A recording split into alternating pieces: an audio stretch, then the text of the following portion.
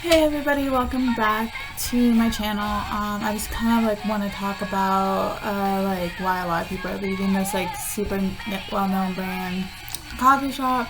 It's honestly because of the pay and along with how management treats staff. You can find really good management at one sort of location, but if you do transfer, inter-district transfer, there could be managers that are complete shit. And then you ended up leaving a lot of people that work for this company leave because of management, long hours, benefits and stuff. Through this certain company, you go through this online college program that's an out-of-state kind of college. So, and that college may not have the benefits you are looking for, along with the fact of the degree you want to pursue in life, and that how you can get yelled at by customers, that you can also be dealing with employers. One person had posted on this very discreet website. I'm not gonna steep, but it's a very anonymous website. Someone has said that they were assaulted by a regular and they quit immediately. And this is posted at 3:37 Standard Mountain Time. And the person I said, I do feel bad about this. I gave my 2 weeks about a week ago and I wasn't scheduled this week anyways, but I have about 6 shifts as a SSV left and I didn't do it. I didn't need the money in the job, and the customers made this person feel absolutely miserable. Up until 3 or 4 weeks ago, we had a regular that would spend upwards of 8 hours a day at the store, not working on anything, just hanging out. And an older man, maybe mid-60s, maybe. I thought he was nice enough at first, but after a while I learned that he was always hitting on the baristas, even our underage ones, wanting them to choose which lunchbox he should have today, or telling them they look like his wife but hotter, or calling them his mistresses. Since he bought all the stuff, the store manager didn't want to kick him out. I would have to just intercept him whenever he tried to talk to our baristas. I slide in front of him and send them into the back to do something else, and I would take his order, or he'd say, "Go get blank, I want her to choose my lunch," and I say, "She's busy, I can do that for you, eat this one." He started getting annoyed with me and would get upset on the days when that this person was working. Finally, a few weeks ago, a bunch of the women had chatted to the store manager and told the store manager what was going on. He went out front and the regular was there, and he always is, and told him he can't be flirting or making the advances towards the baristas. I'm trying not to say the store's name, but you can figure out what I mean. And how that this regular just flipped his poop, started screaming, yelling, and running around the store. He started punching and attacking the store manager. The store manager ran into the back and told this person to call the police, which they did. While on the phone with them, giving them their location, the regular burst into the back room and started attacking, hitting all of the employees, me, another SSV, and we're almost off the clock. And the store manager, that they were scared and that they're on hand. I was on the phone with the police, and the other hand was trying to push him back, trying to get him away from them. While he was yelling at their face, we have a cafe store in the plaza. So I'm guessing this is literally a shopping center. So they had security come in a few minutes after and got him out of the store.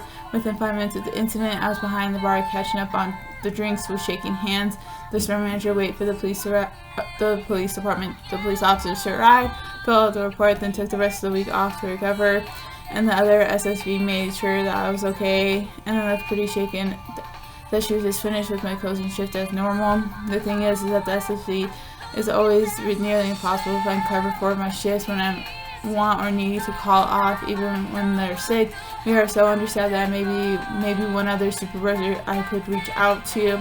And if this person doesn't feel like taking my shifts, which they never do, and I don't blame them, I'm out of luck. I'm a closer, and I'm always dealt with call-outs, and I know it sucks. It sucks. I feel like I'm trapped into a shift, but everyone else can call off and leave me to deal with the fallout. Two people closing.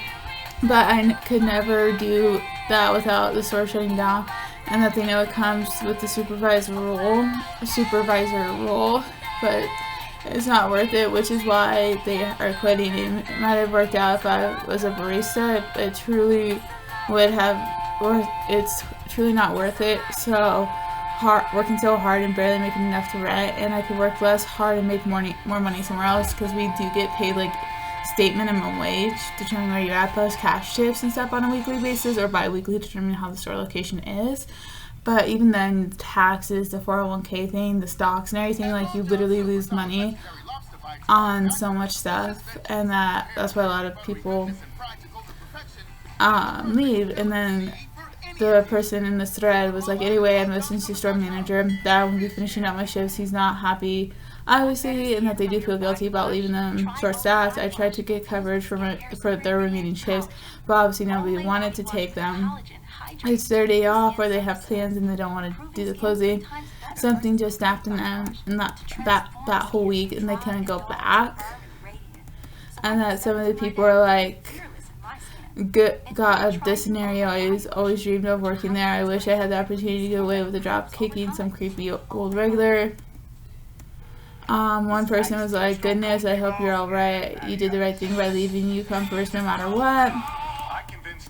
One person was like, I'm so sorry that happened. Your store manager should have closed the store, and your district manager should have contacted you to offer counseling and any other support you needed. They failed you. I think it's obvious for you to quit immediately. I encourage you to call your district manager. If your store manager is out, they could figure out a temporary SSV transfer to cover you. And so, yeah. And that,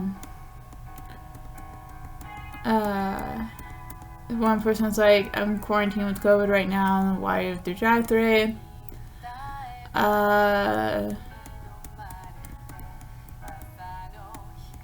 Let me look for another one.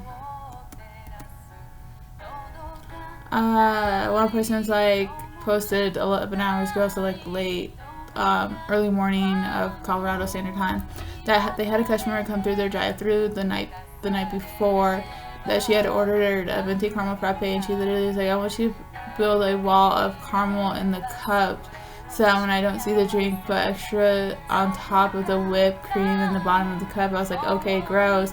We had to hand it off. She said it wasn't enough caramel. The poor frappe couldn't see the light of day. How much caramel was in the cup? I think we used like half a bottle, probably 2/3 on her drink. And then one person replied, I don't know why customers are so obsessed with the caramel, but it's really like that sometimes. Once a customer told me she wanted extra caramel sauce, then clarified she wanted at least 2 inches of caramel at the bottom. And they're like, ma'am, I'm sorry, but no.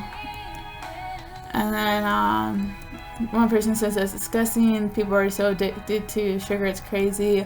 And that in this situation, I would have thrown away the cup, used the crop roast plus milk, and instead of putting caramel in a newly dry cup so it better sticks to the walls, I also use dark caramel instead, since it's faster and better in cups of size. Customers don't care what the difference is as long as it's orange.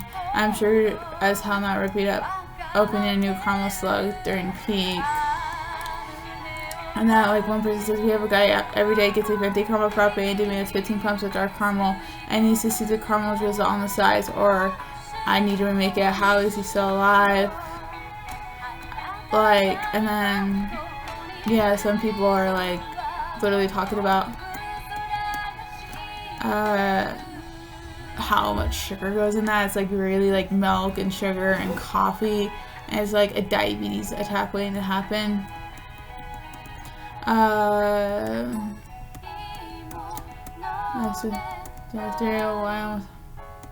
I'm looking for other sets. One person is like, is it wrong? Almost a day ago, was like, is it wrong for me not to go 7 shifts? Tomorrow's the first day and I have a 5-hour shift, and that they're supposed to get off early, and that her coworker just texted her and asked them to cover their shift.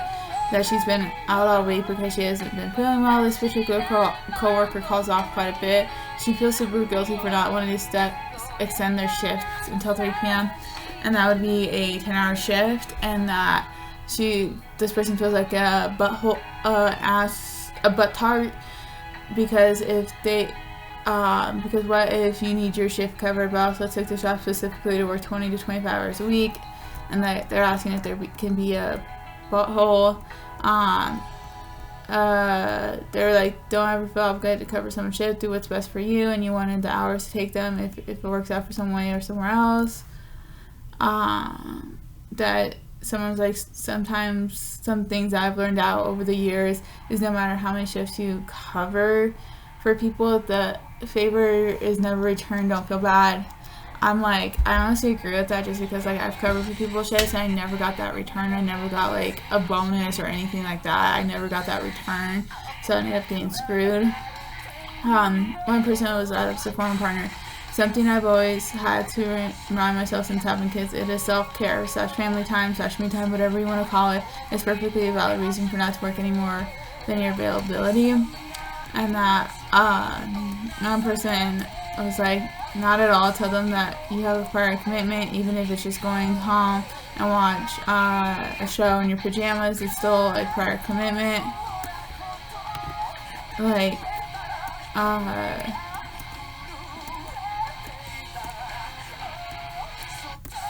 one person had said, why the fudge are people still coming and asking for cinnamon dulce lattes or hazelnut or coffee nut syrup added into their drinks, which I agree. They're like, ow. I guess there's like a chain issue, like getting it delivered and stuff to where they can't even order it.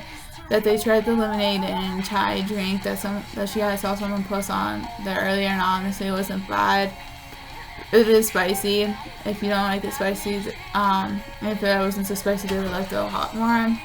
That they tried the lemonade and blonde espresso that was in a thread that people have been talking about. There is no reason to lie and deceive others. The smell alone was enough to tell this person that not to sip the poop, but they trusted their word and took a sip, almost threw up.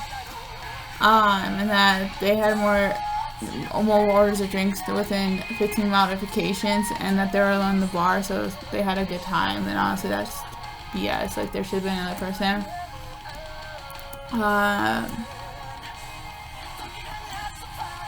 Yeah, it's just so someone's like, please help, I don't know what to do. Store tested positive for COVID. That someone in their store had tested positive for COVID the previous day, so their manager decided to do is quarantine the people who worked with that person, but not all of the days before that. I worked with this coworker on Saturday, Monday, and Tuesday. I was on the front register working the warmer with that person, so they were pretty close contact with them. And that since they didn't work Wednesday, that ended up being quarantined. How does that make sense? I literally don't know what to do. Our stores are wide open and closing early due to short staff. They can be carrying and spreading COVID, and the manager doesn't seem to care.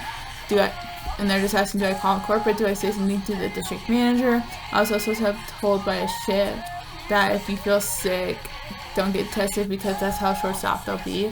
If you guys want me to do more like Reddit threads kind of thing, let me know in the comments below. I really hope you enjoyed this video, and make sure to hit the subscribe button.